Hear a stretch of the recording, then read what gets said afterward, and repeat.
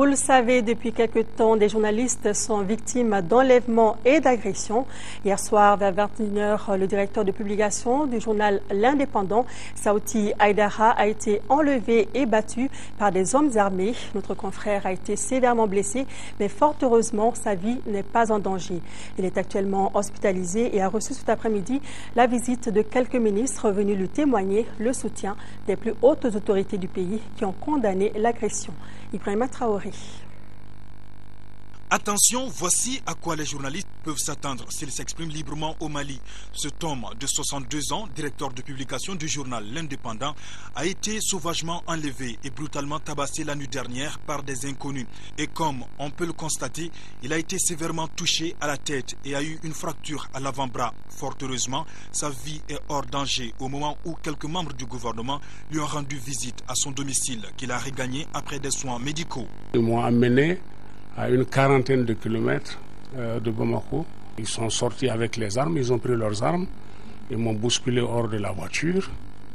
Et puis il y a 3 d'entre eux qui ont braqué leurs armes sur moi, pendant que les 4 autres, les 4 ou les 5, se sont mis à me frapper avec les crosses de leurs fusils, avec des gourdins et en me donnant des coups de botte dans les côtes. Qu'est-ce qu'ils disaient? La seule chose qu'ils ont dite, c'est que vous, les journalistes, vous nous emmerdez.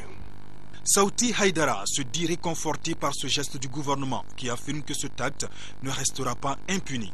Le gouvernement est venu lui manifester sa solidarité et toute sa sympathie dans cette épreuve. Et nous profitons peut-être de votre micro aussi pour condamner avec la dernière rigueur cet acte barbare qui est indigne de l'être humain.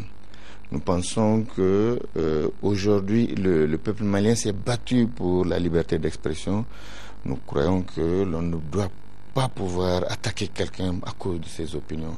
Et ça, nous tenons, le gouvernement tient à le réaffirmer haut et fort.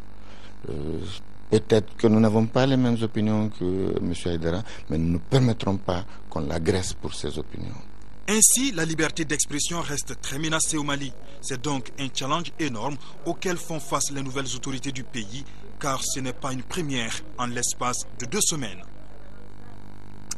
Le gouvernement a appris avec indignation l'agression dont ont été victimes M. Abdraman Keïta, journaliste à Aurore et membre du Conseil supérieur de la communication le 2 juillet et Saouti Haïdara, directeur de publication des journaux L'Indépendant et Bamako Hebdo dans la nuit du 12 juillet. Le gouvernement condamne énergiquement ces actes inacceptables dans une démocratie et ordonne une enquête pour en identifier les coupables et les châtier conformément aux lois en vigueur.